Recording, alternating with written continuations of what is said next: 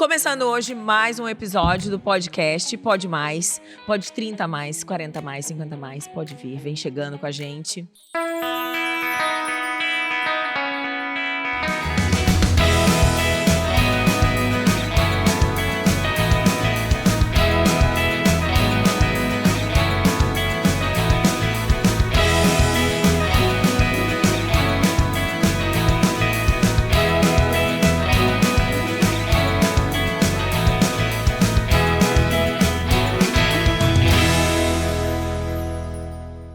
Hoje vamos gravitar ao redor de um tema que todas as mulheres vão se identificar de alguma forma, em algum ponto, não com tudo, mas pode ser que algum ponto faça sentido para você, que é o universo feminino, que é a mulher contemporânea. Quais as responsabilidades? O que é ser bem-sucedida nesse mundo? O que é atingir a sua potência? O que é se conhecer nessa jornada? Tantas coisas, né? A gente carrega tantas dúvidas, tantos pesos, tantos desafios. Então, eu, Larissa, estou aqui com as minhas queridas Valesca, Gabriela, Letícia. E vamos começar esse papo agora. Vem com a gente.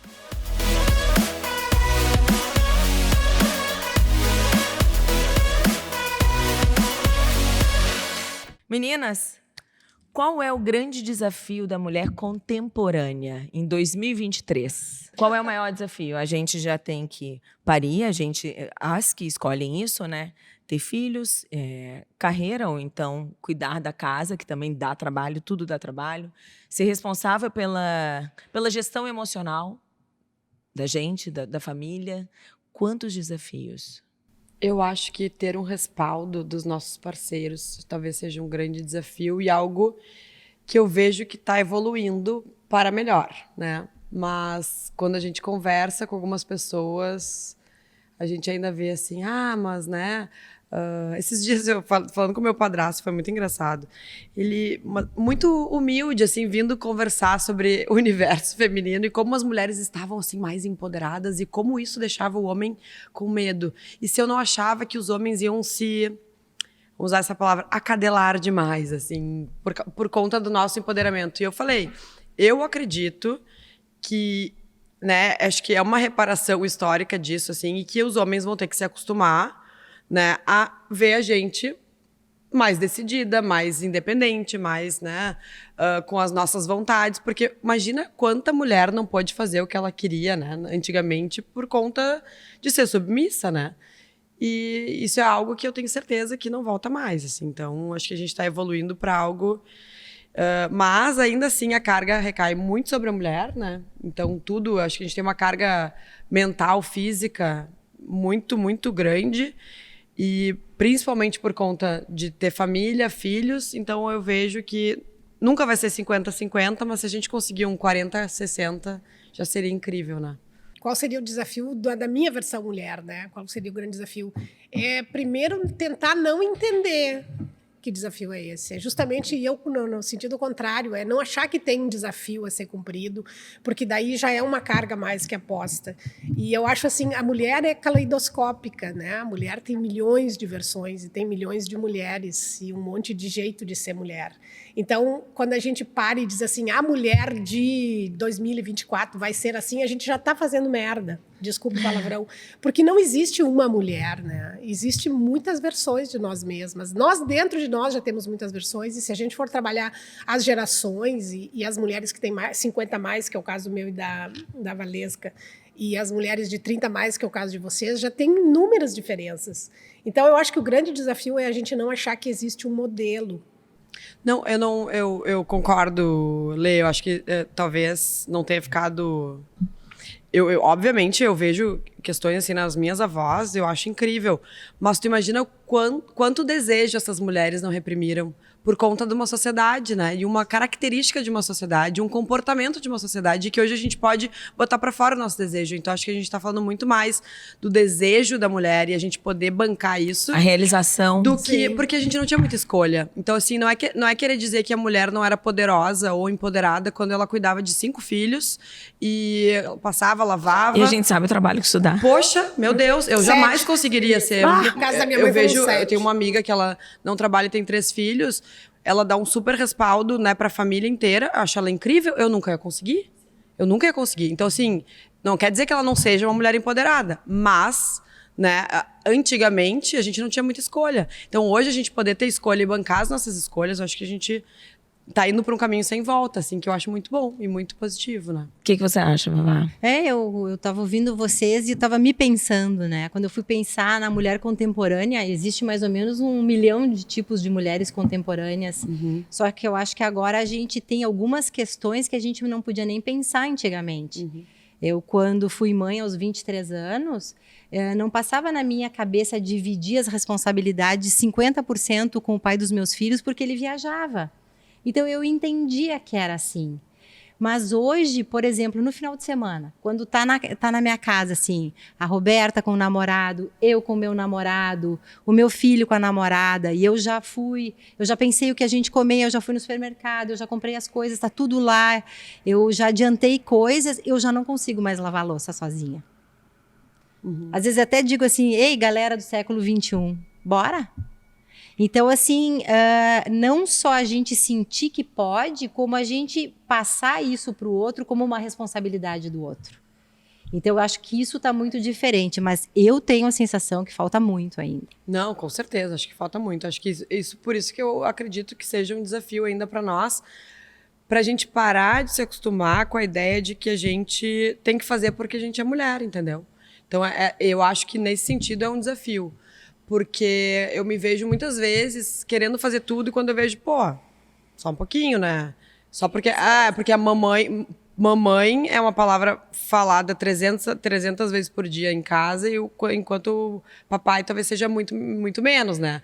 Então, assim, às vezes a gente é acostumado de que não, aqui tem dois, né? Acho que, claro que a mãe é sempre mais demandada, mas eu acho que também parte da gente cobrar e mesmo, né? E que eles se ocupem, né? Claro. Eu acho que é questão de... Não é que é o fazer. Dividir, né? É se ocupar, porque, né? Eu acho que tem muitas vezes que a gente vê assim, os homens estão ali enquanto a gente tá fazendo um monte de coisa e tá decidindo compras do super e tal, o cara tá lendo, tá trabalhando. Sim. Pô, eu também quero ter meu momento, Sim. sabe? De trabalhar, de ler, e sozinha num momento que eu sei que ninguém vai me incomodar, mas se eu tô em casa e minhas filhas estão em casa, elas vão vir pra mim. Alguém vai ter que fazer. Exato. Então, assim, é nesse sentido, assim, de que a gente puxar mais as pessoas, os Pois homens. eu penso, porque assim, acorda uma casa. Alguém vai ter que ir pra cozinha e dar comida para as filhas, vai ter que preparar alguma coisa, fazer um café.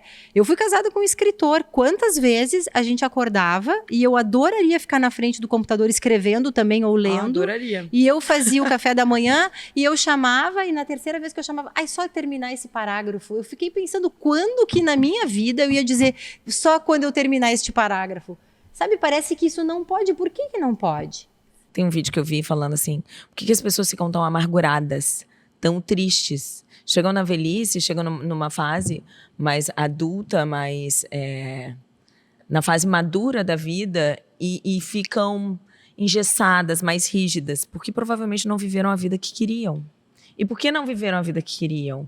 Porque viveu a vida que o marido quis, que se dedicou aos filhos, se dedicou a cuidar da empresa, da família, fazer alguma coisa da expectativa do outro, né? Então, como é bom a gente estar no momento de poder olhar para as nossas expectativas e se sentir potente. Se a minha escolha for cuidar de casa, isso é uma potência.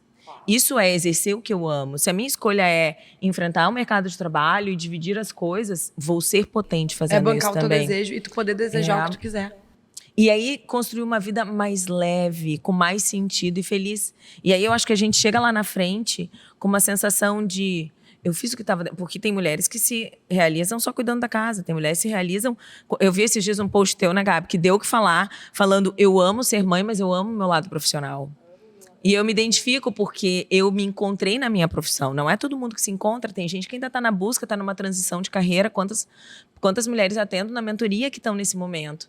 Mas é muito gostoso você se sentir realizada com uma coisa, dar uns checks na vida e depois poder olhar para outras e falar, agora eu vou focar na minha carreira também. São várias versões Que aí nossas. É a versão que a Lê estava falando da mulher caleidoscópica. Eu adorei essa, porque eu acredito, assim, que a gente tem que abastecer todas essas.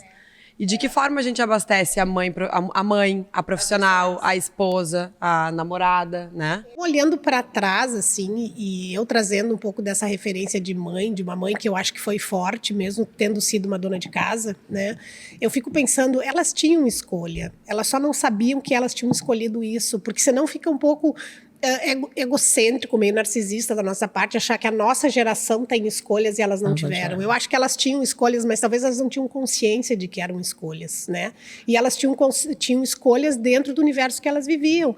Então, eu acho assim, existe muito hoje um pouco de mística, assim, de que as mulheres empoderadas do século XXI são as felizes porque elas tiveram escolha e as outras foram infelizes.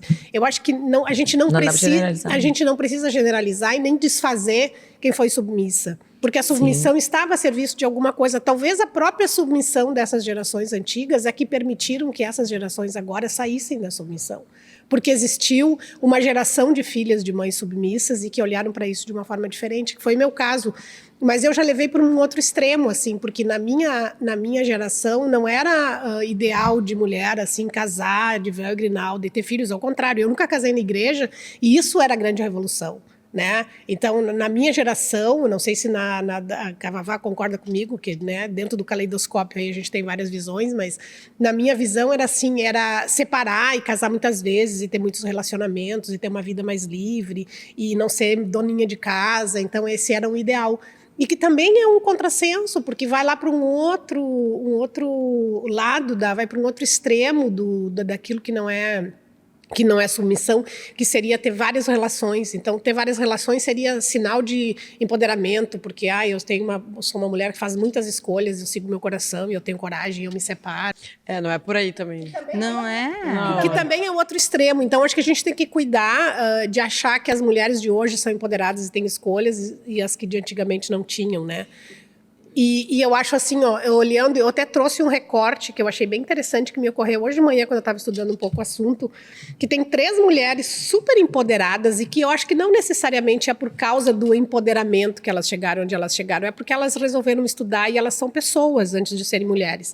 Que é a Cláudia Goldin, que é o Prêmio Nobel de Economia, a Narges Mohammadi, que é uma iraniana, que é o Prêmio Mundial da Paz, e a doutora Kathleen Caricó, que foi o Nobel de Medicina, que foi uma das inventoras das precursoras da vacina da Covid. Então, são 3 mulheres super potentes, e eu acho que não dá pra gente dizer por conta do empoderamento, até porque elas são de uma geração mais antiga, elas têm mais idade, só a Narges que é mais jovem, mas as outras 2 são mais ou menos da nossa geração, já deve estar beirando 60 anos.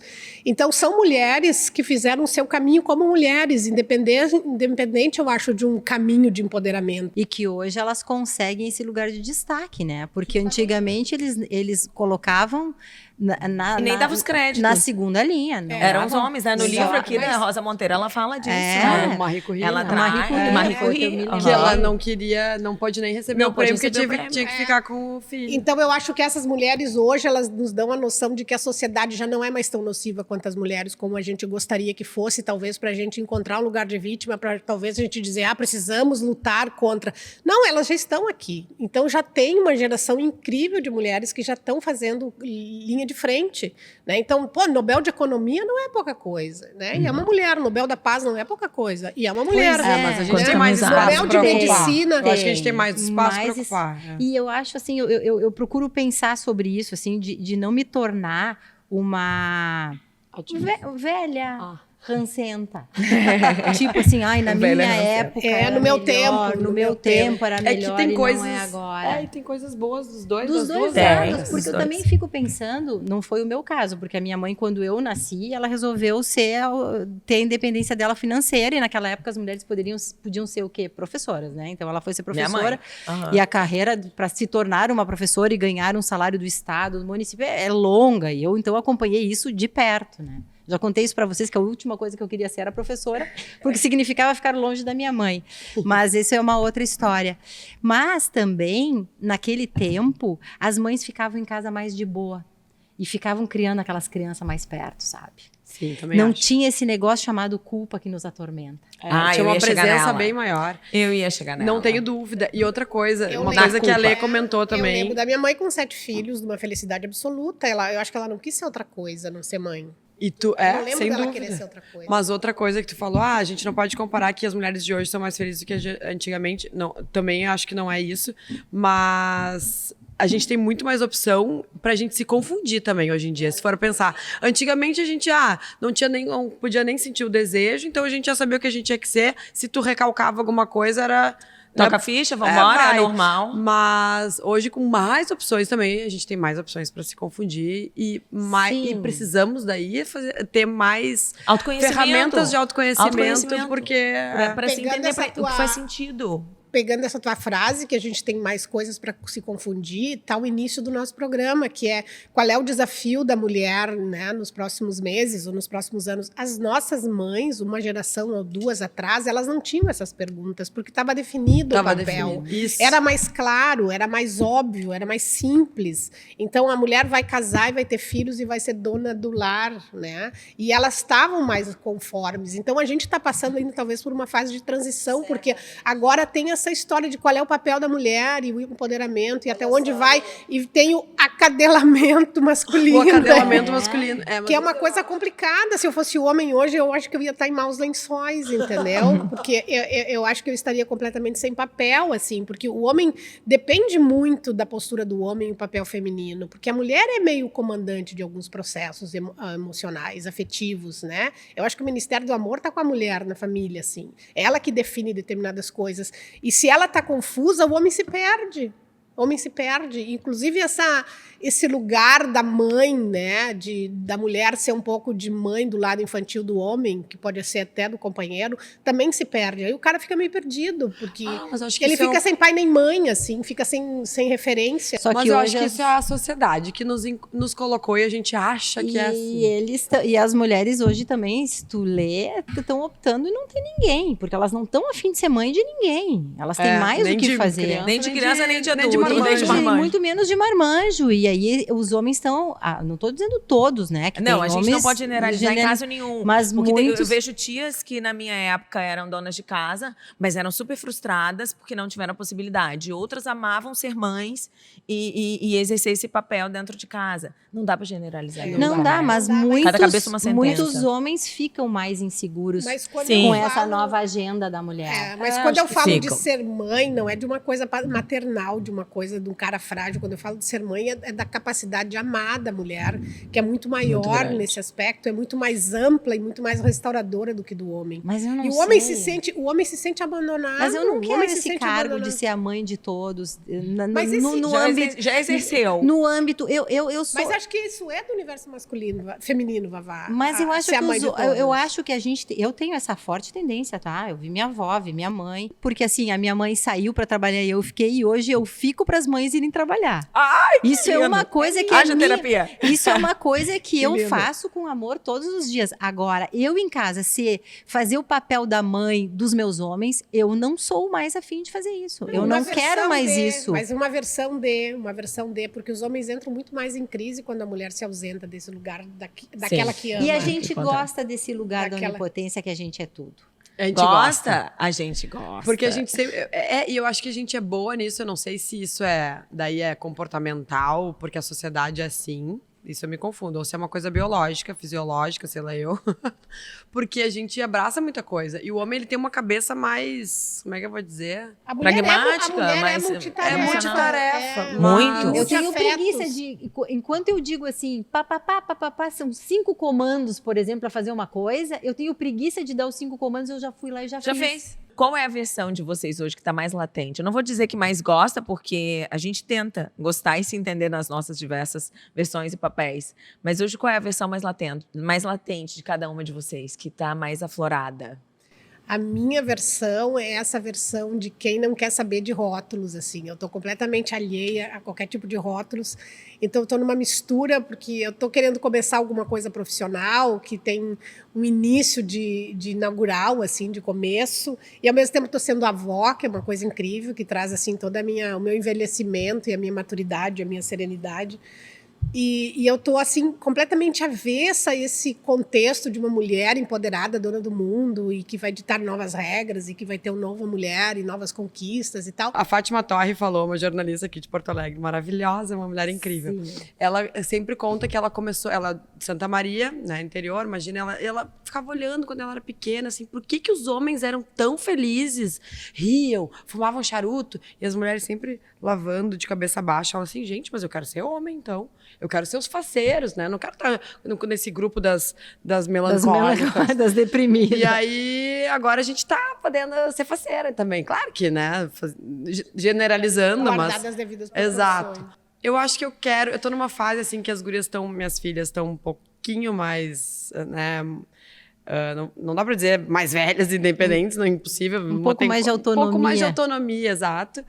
E aí eu podendo sair mais, porque eu acho que não era questão da culpa, mas eu quis muito ser presente. Teve a pandemia também, então eu fui obrigada a ser presente nesse tempo.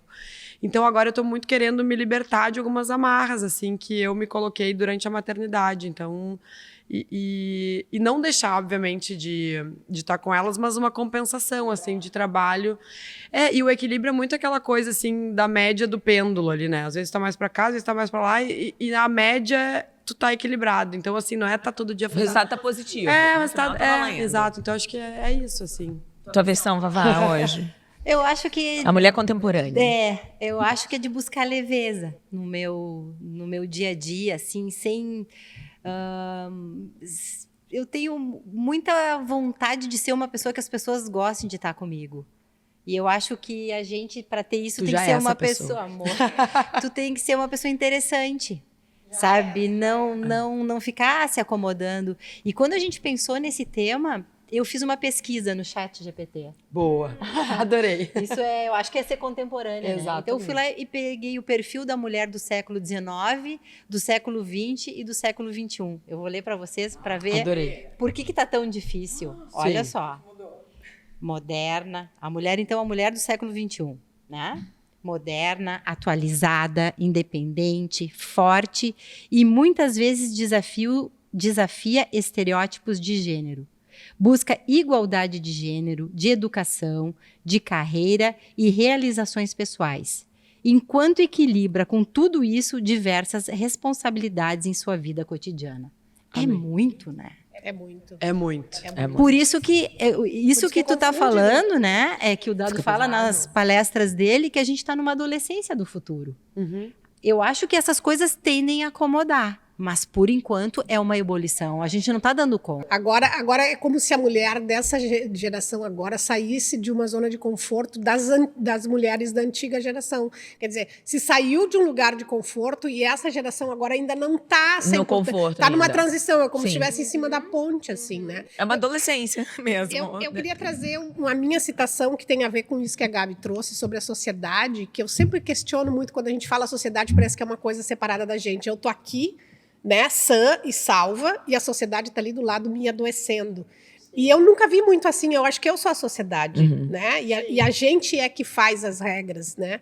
E às vezes a gente fica num lugar de muita comodidade de dizer, não, mas eu tô bem, a sociedade é que me deixa mal, né? E a sociedade não é uma coisa separada de mim. E eu achei um texto aqui do Krishnamurti, que é um pensador indiano, e eu tenho isso daqui meio como Bíblia, assim, eu sempre leio pelo menos umas 2 ou 3 páginas na semana, e eu achei uma coisa bem legal que diz assim, o mundo não é algo separado de você ou de mim. O mundo, a sociedade, é o relacionamento que estabelecemos na busca de nos estabelecer uns com os outros. Então, você e eu somos o problema e não é o mundo, porque o mundo é a projeção de nós mesmos. Assim como a frase de Sartre, a existência precede a essência. Por mais que tu tenha um perfil, né, tu vai nascer já com algumas características pré-definidas pelo, talvez, o momento que tu nasceu, né, sei lá, já vem com um chip ali, tu vai nascer numa família, e se tu nascer numa outra, né, em outra bolha, em outra família, tu vai ser, ou em outra cidade, outro país, tu vai ser diferente, porque a existência já tá ali. Então, eu acredito que é o inconsciente coletivo. Então, claro que a sociedade faz parte, né, mas é como a gente lida e como a sociedade faz a gente ser. Que é... Como é que eu vou explicar isso? Mas Tem uma frase final que diz aqui assim, nós somos o mundo e nossos problemas são os problemas do mundo. Então tem uma coisa que eu acho assim, que a gente que é criador da realidade, não a realidade que cria e depois nos impõe, né? Então não existe uma sociedade criando um padrão de mulher e a gente está aqui para se adequar. Sim, existe nós mesmas tentando criar e criando uma expectativa interna, e ao criar essa expectativa de como eu devo ser, ao idealizar, eu vou lá e digo assim, não, mas é alguém que está botando isso sobre mim. Não, sou eu que estou acolhendo, sou eu que estou inventando esse padrão. Né? Essa lista da Vavá de coisas, de tantas pautas para a gente dar conta, se eu parar para pensar nisso, eu não consigo fazer nada.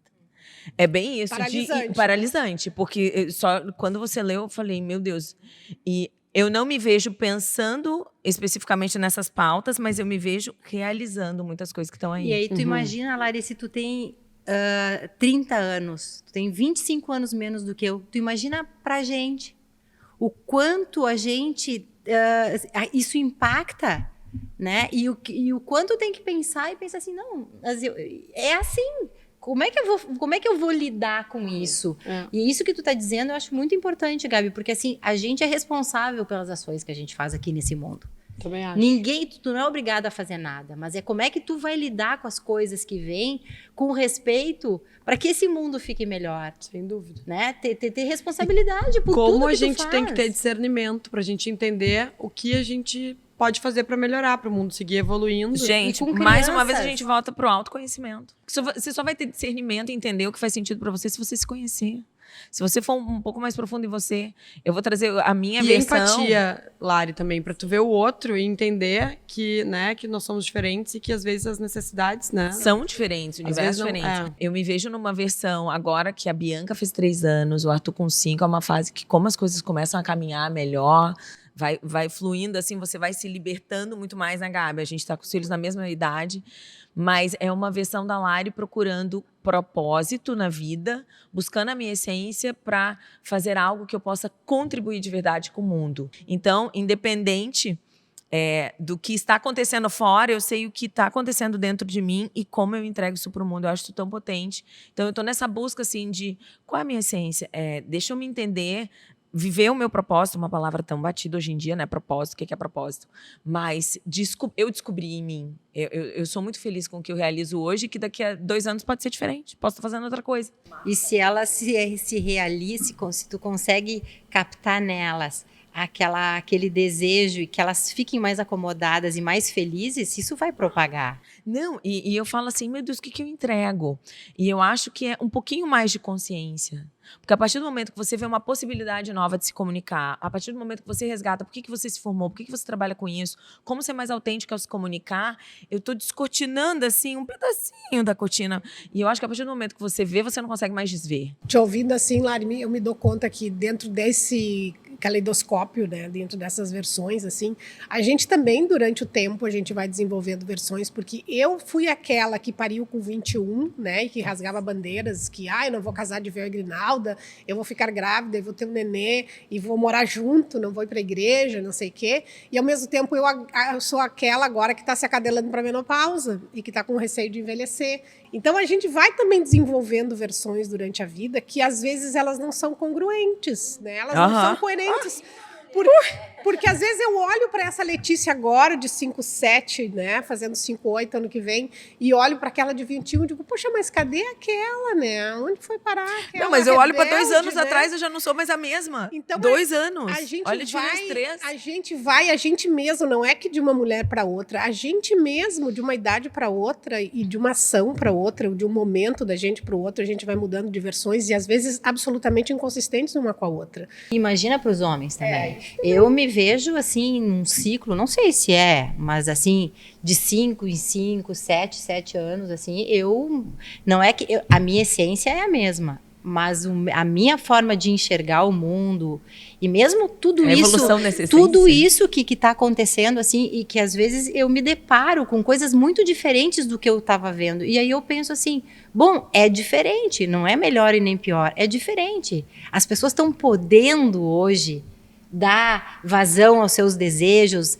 aos namoros, aos relacionamentos. E o que me interessa se é um homem com um homem, uma mulher, se é trans, se não é? As pessoas têm que ser felizes. Essa vida é assim. Eu tinha 18 anos ontem. O ano que vem eu vou fazer 58. Né? Tanta coisa que a minha vida me apresenta e às vezes eu fico pensando, mas e daqui tanto tempo, tal coisa? Que mais nova hoje? A gente fica tão criando modelos, assim, como é que eu vou dizer?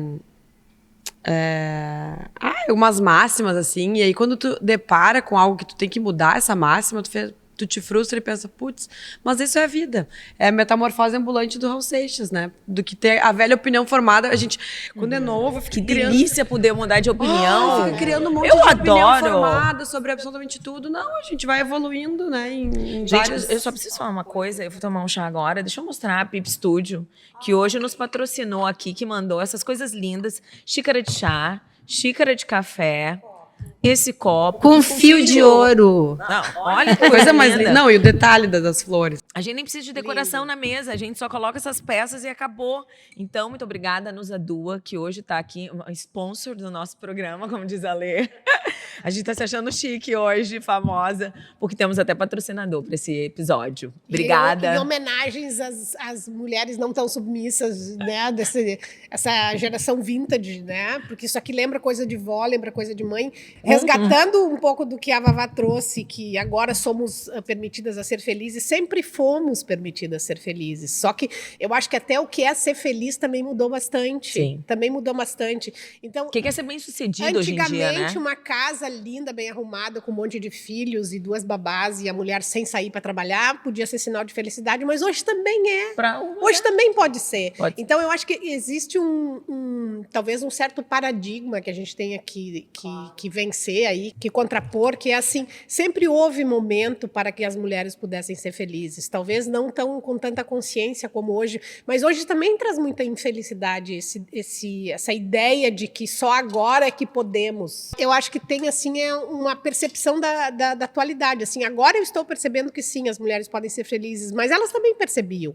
É muito paradoxal ser mulher. É uma dualidade, né, da vida, da nossa existência. E eu queria saber, para fechar esse episódio, se vocês têm alguma frase. Eu tenho uma frase que me toca o coração, que eu vou trazer hoje. Se vocês tiverem ou não, a gente deixa no próximo episódio. Que é uma frase do Arthur Bender, que ele trouxe, né, ele traduziu esse conceito do personal branding que eu trabalho, que ele fala assim, existem 2 momentos cruciais na nossa vida. Quando você nasce e quando você escolhe o que você entrega ao mundo, o que você vai fazer. Provavelmente sua cabeça aí tá borbulhando, depois escreva nas nossas redes, comenta com a gente o que achou desse episódio, o que você sentiu aí, qual foi o teu feeling também, quais os paradoxos que você tá vivendo na tua vida, o que tá acontecendo aí do outro lado, que nos interessa muito. A gente tá aqui para compartilhar, para contribuir e para receber também. Essa troca é muito útil. Beijo, até a próxima, gente!